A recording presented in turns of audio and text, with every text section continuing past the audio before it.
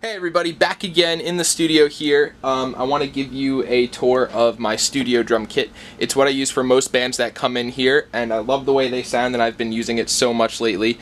And it's currently set up right now because I was hired to do session drums on a project tomorrow, so that's why I figured today would be a great day to do this video. So let's get started. Okay, so this kit is a PDP kit. I believe it's maple. It was given to me from a friend, so I'm not 100% sure what type of wood it is, but before we get into microphones and how everything's set up, the size is really quick. It's a 24x18 kick, 12x7, and a 16x16, and the snare is a 14x8. That's not a PDP, we'll get to that later. So inside the kick drum is a Beta 52A. Let me see if I could get in here. So just a Beta 52A. I don't have it stuffed in there completely. I'm actually trying to get more of the low end of the kick. I'm not using a sub kick. One thing I found out that works best for me is if I move the kick drum mic a little farther back to the outside head, I get a little more low end, and that's what I'm looking for. The reason why I built the cave around it, or the infamous tunnel or whatever you want to call it, my live room's not that big, so low end does build up a little bit, and that's just my way of taming the low end that comes out. So let's move on to the snare. So the snare I've been using most recently is this custom Dark Horse 14x8. I've had this for a really long time. I have a few snares actually, and this one just seems to be the winner for recording. Miking it up is a Beta 57.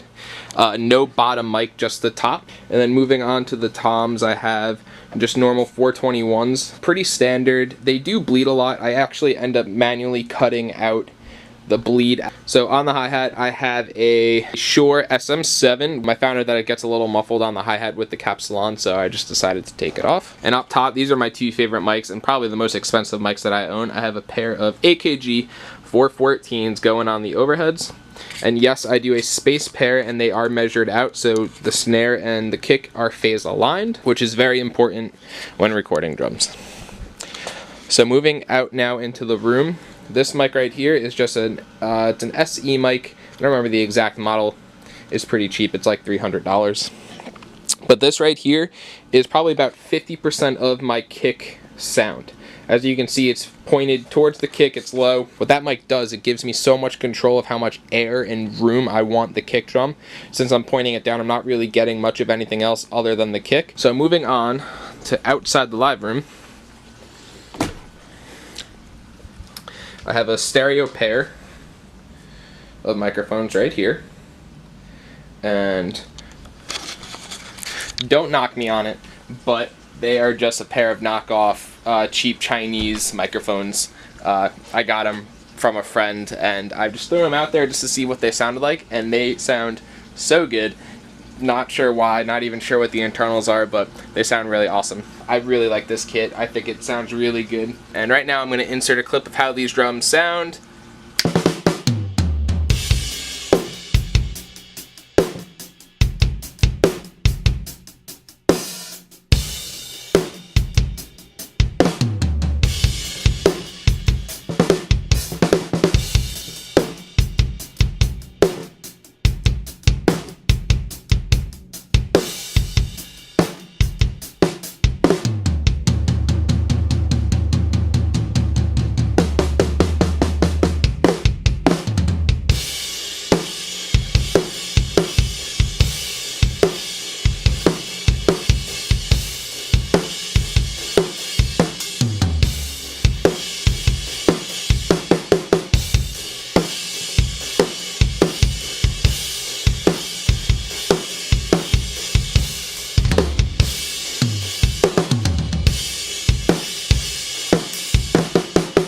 Those are the drums, completely natural, no samples.